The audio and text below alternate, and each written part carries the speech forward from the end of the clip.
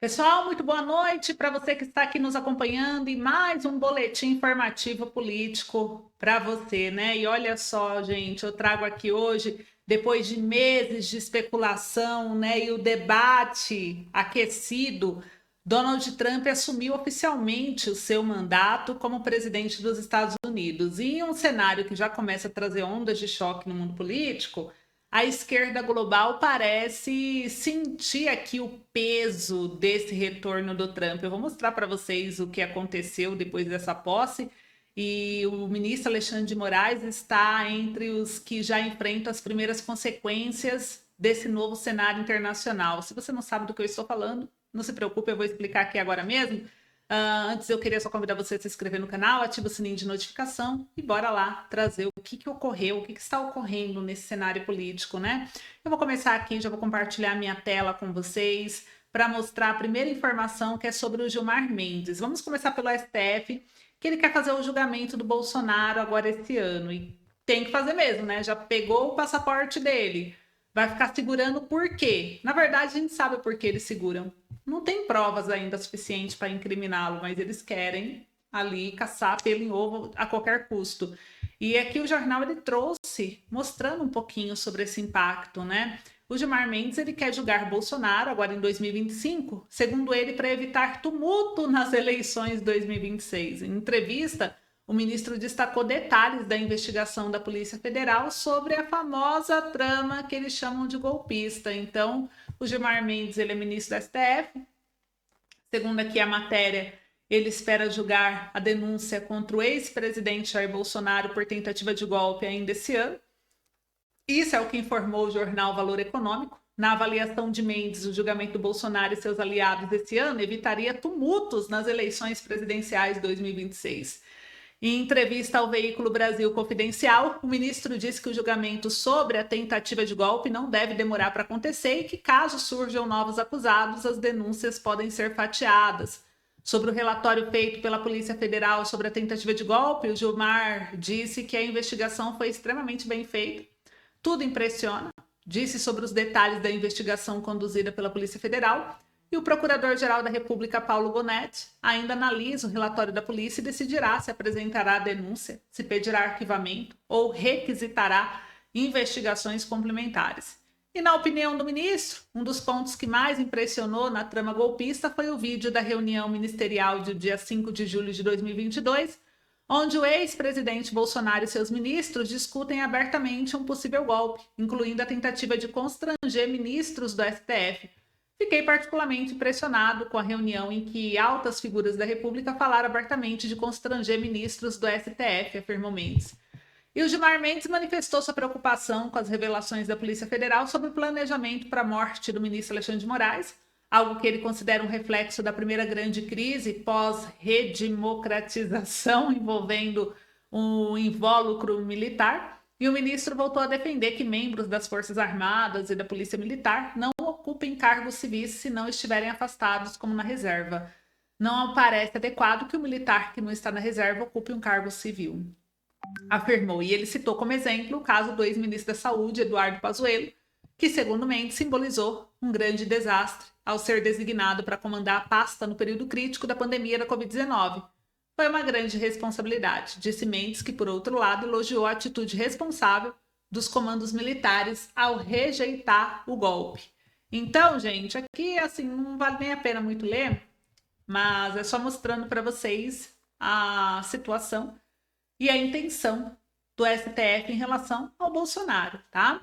Uma outra informação também que saiu na Folha de São Paulo, o governo Lula a gente já sabe que transparência não é com ele, né? Um grande exemplo foi aqui que o governo mantém sigilo de pesquisas encomendadas sobre Lula e vai liberar as de Bolsonaro. Olha que interessante. Secom diz que a divulgação pode causar pressões externas e manipulação da opinião pública. E por sigilo também não está fazendo a mesma coisa?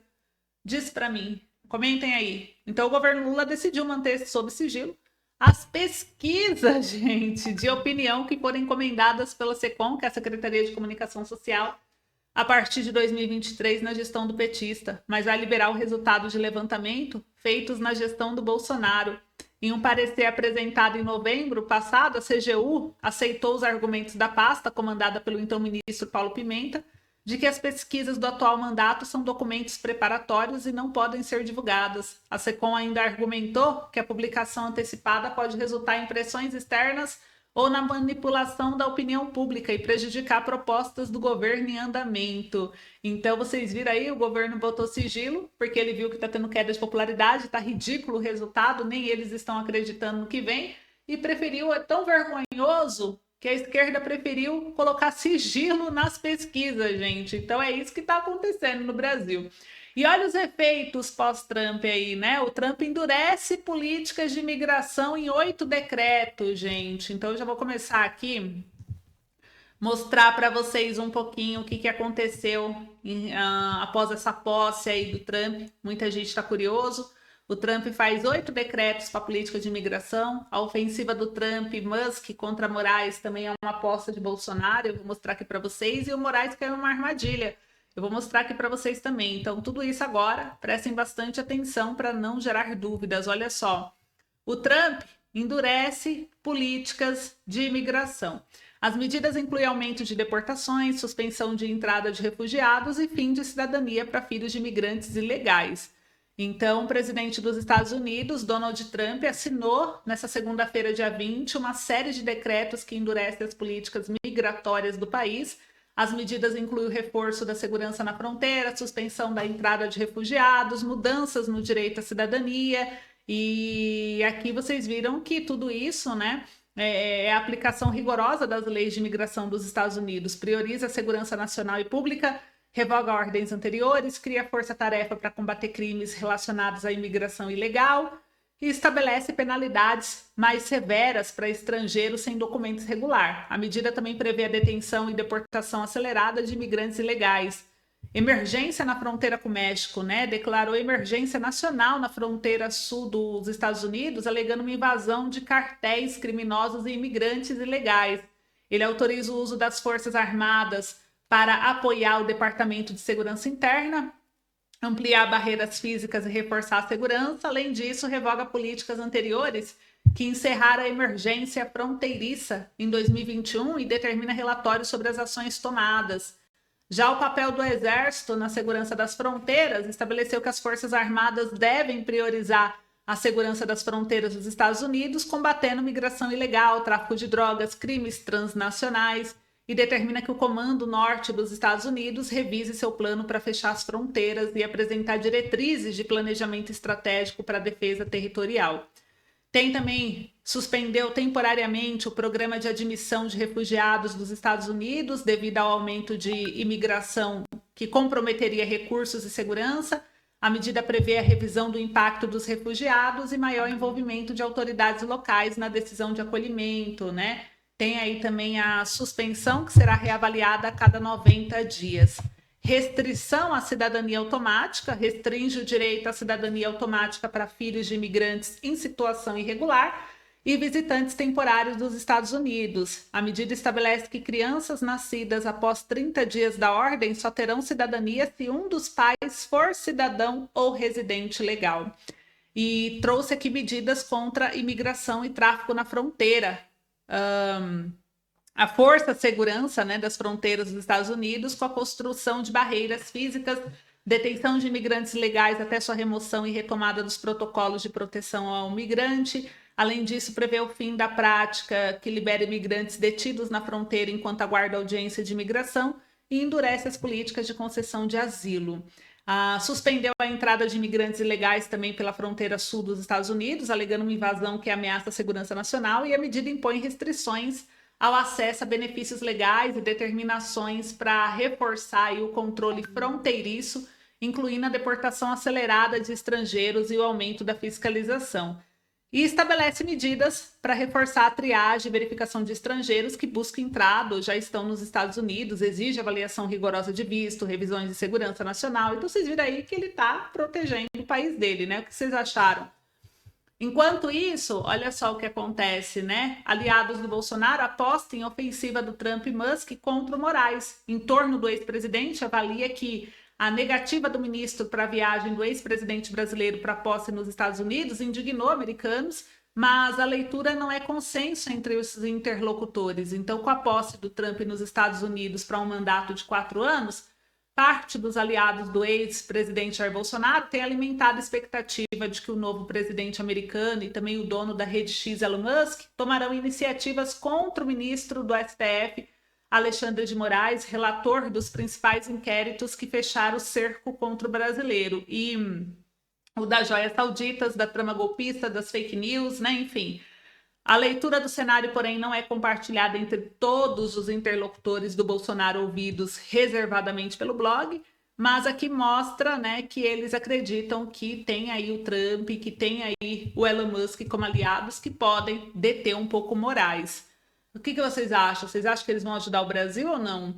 Enquanto isso, Moraes caiu numa armadilha, diz Nunes sobre muro da Cracolândia. Gente, olha só, saiu aqui na UOL.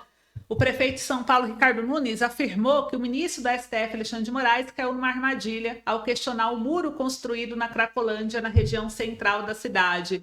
Para Nunes, o ministro está sendo usado politicamente. O prefeito disse ter pedido para a Procuradoria-Geral do município, Luciana Nardi, incluir imagens do local na resposta ao STF, para ver que o ministro Moraes está, de certa forma, sendo politicamente usado.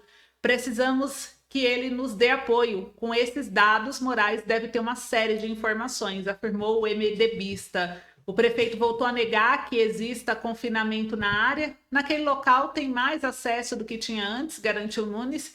Ali tem pessoas que precisam de internação e não de confinamento, disse. E o muro delimita, de um lado, o espaço em que os usuários de droga vão ficar. Do outro lado, a prefeitura utiliza grades. E na semana passada, a Defensoria Pública de São Paulo recomendou a retirada de grades e demais barreiras físicas. O órgão afirmou que as instalações representam arquitetura hostil. A Defensoria citou que há também desproporcionalidade da medida comparada a outras que possam ser adotadas pela municipalidade. E a ordem de Moraes para que a prefeitura explicasse a construção do muro ocorreu a partir de uma ação do PSOL.